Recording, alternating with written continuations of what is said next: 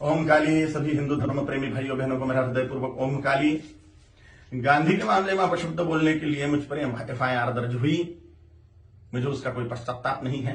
गांधी ने किया क्या है हिंदुओं के लिए? विश्वासघात किया है देश का। 14 वोट प्रधानमंत्री पद के लिए सरदार वल्लभ भाई पटेल जी को थे और 1 वोट भी नेहरू को नहीं था, तो भी नेहरू को प्रधानमंत्री क्यों बनाया?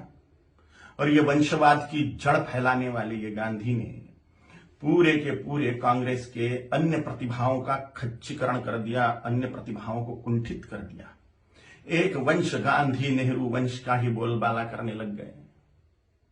सरदार वल्लभ भाई पटेल के हाथ में अगर तब प्रधानमंत्री पद गया होता था तो भारत अभी सोने की चिड़िया बनता था, भारत अभी जगतगुरु होता था, भारत अभी चक्रवर्ती सम्राट होता था, अमेरिका से भी बड़ी पावर भारत बन जाता था। यह महान विश्वासघात भारत की जनता के साथ में गांधी ने किया, इसलिए मेरे हृदय में तिरस्कार है गांधी के प्रति।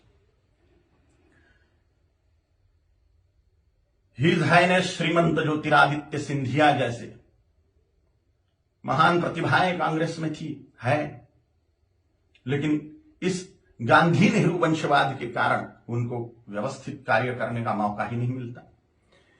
इस वंशवाद के जनक गांधी हैं, इसलिए गांधी नेहरू खानदान के वंशवाद के जनक हैं, राष्ट्र के जनक नहीं, इसलिए राष्ट्रपिता नहीं है। मैं नहीं मानता, कोई माने उनकी इच्छा। दे दी हमें आजादी, बिना खड़क बिना ढाल, साबरमती के संत तूने कर दिया कमाल। ये गाना लिखने वाले को 100 जूते मारने चाहिए। भगत सिंह, सुखदेव, राजगुरु, चंद्रशेखर आजाद, सुभाष चंद्र बोस, इन लोगों ने जो त्याग बलिदान किए, फांसी पर लटक गए ये लोग, इन्होंने कुछ नहीं किया देश की आजादी के लिए, ऐसा इनका बोलना है ये गाना रचने वाले का। इतने सारे महान क्रांतिकारी, स्वतंत्रता सेनानी जिनको फांसी दी गई, उसमें 80% सिख लोग हैं, 20% अन्य क्रांतिकारी हैं। इन क्रांतिकारियों ने जो अपना त्याग बलिदान किया वह व्यर्थ मान लिया ये गाना रचने वाले ने, सारा का सारा श्रेय गांधी को दे दिया। एक लाठी खाई गांधी ने कभी? ये फांसी के फंदे पर झूल गए ये नौजवान, लेकिन इनको कोई श्रेय नहीं।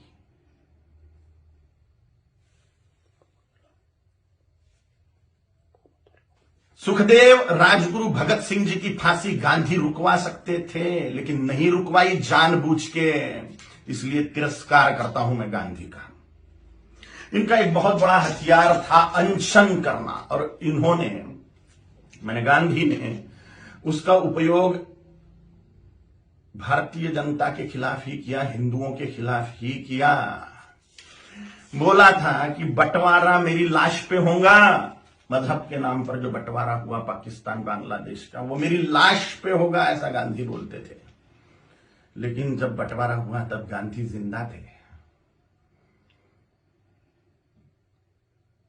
और बंटवारे के समय जो दंगे हुए, लाखों करोड़ों हिंदुओं को, सिखों को काट डाला गया उसमें, और लाखों करोड़ों हिंदुओं को मार के उनकी लाशें भेजी गई। लाखों हिंदुओं को, 27 लाख हिंदुओं को मार डाला गया एक ही दिन में, डायरेक्ट एक्शन डे के दिन, जिन्ना के द्वारा। और पाकिस्तान में से जो ट्रेनें आ रही थी वो लाशों से ही भरी हुई थी, महिलाओं के और पुरुषों के, बोरे के बोरे भर के महिलाओं के स्तन काटकर भेज रहे थे वहां के लोग। सामूहिक बलात्कार करी हुई महिलाएं, उनकी लाशें, उनके स्तन बोरों में भर के। और यहां गांधी अनशन कर रहे थे कि 55 करोड़ रुपए दो पाकिस्तान को।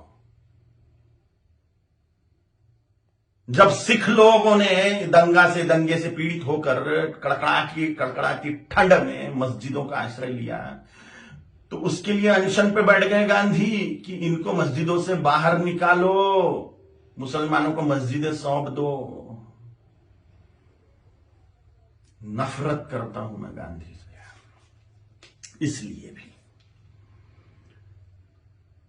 पाकिस्तान बांग्लादेश को जोड़ने वाला कॉरिडोर मांग लिया मुसलमानों ने कि भारत को और खाया जाए।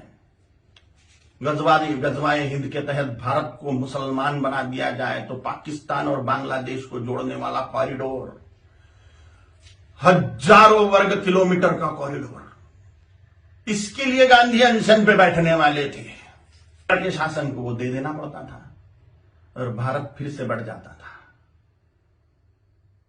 स्वतंत्र वीर सावरकर जी ने गांधी के सामने जातीयवाद तोड़ने की बात कही कि वर्णवाद, ब्राह्मण क्षत्रिय वैश्य शूद्र यह वर्णवाद और हजारों जातियों में बटा हुआ जातीयवाद, इसको तोड़ दो और हिंदुत्व की धर्म ध्वजा के नीचे सारे हिंदुओं को एक कर दो।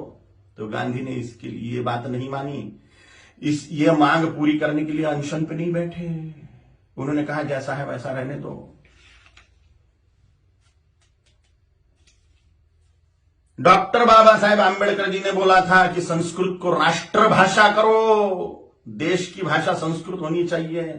तो डॉक्टर बाबा साहेब आंबेडकर की बात को संसद में मनवाने के लिए अनशन पे नहीं बैठे। स्वतंत्र वीर सावरकर जी का अवमान मानता हूं मैं, ये डॉक्टर बाबा साहेब आंबेडकर जी का अवमान मानता हूं मैं। ऐसी ढेर बातें हैं, ढेर बातें। कोई राष्ट्रपिता नहीं हो सकता। करोड़ों सालों से राष्ट्र है, उसका काय का पिता 200 साल पहले आया हुआ व्यक्ति कैसे पिता बनेगा? अगर पिता बनाना ही है, राष्ट्र का अनिवार्य है, तो छत्रपति शिवाजी महाराज को बनाना चाहिए, गुरु गोविंद सिंह जी महाराज को बनाना चाहिए, राणा प्रताप जी महाराज को बनाना चाहिए, आचार्य चाणक्य जी को बनाना चाहिए। और अभी के महापुरुषों को अगर बनाना है तो सरदार वल्लभ भाई पटेल जी को बनाना चाहिए, क्योंकि पूरे राष्ट्र कुल को एकत्रित करने वाले सरदार वल्लभ भाई पटेल हैं। छोटी छोटी रियासतों के टुकड़ों को एकत्रित करते हुए पूरे राष्ट्र को एक सूत्र में बांधने वाले सरदार वल्लभ भाई पटेल हैं, जिन्होंने राष्ट्र में जो टुकड़े टुकड़े थे उनको एकत्रित किया। राष्ट्र कुल को एकत्रित जिस व्यक्ति ने किया उसको ही राष्ट्रपिता का सम्मान मिलना चाहिए, ना कि हिंदुओं से पार्शियलिटी करने वाले गांधी को। अगर वो कॉरिडोर मिल जाता था पाकिस्तान बांग्लादेश को, तो हिंदुस्तान कब का मुसलमान बन चुका होता था। धन्यवाद है, कोटि कोटि धन्यवाद है महात्मा नाथुराम गोडसे जी को। उनके चरणों में साष्टांग नमस्कार है मेरा कि उन्होंने अपना बलिदान देके हिंदुस्तान को मुसलमान बनने से बचा लिया। गजवाए हिंद फेल कर दिया महात्मा नाथुराम गोडसे जी ने। कोटि कोटि धन्यवाद है उनको। महात्मा गांधी नहीं, महात्मा नाथुराम जी गोडसे हैं।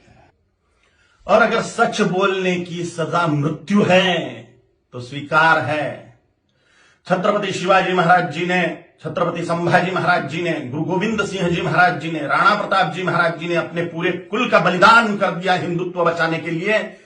तो मेरे जैसे तुच्छ जंतुओं का जी के फायदा भी क्या है? अगर धर्म के लिए हम बलिदान नहीं हो सकते तो मर जाए मेरे जैसे करोड़ों कालीचरण हिंदुत्व को बचाने के लिए, धर्म को बचाने के लिए, सनातन हिंदू धर्म की रक्षा के लिए तैयार है हम मृत्यु दंड को पाने के लिए। ओम काली।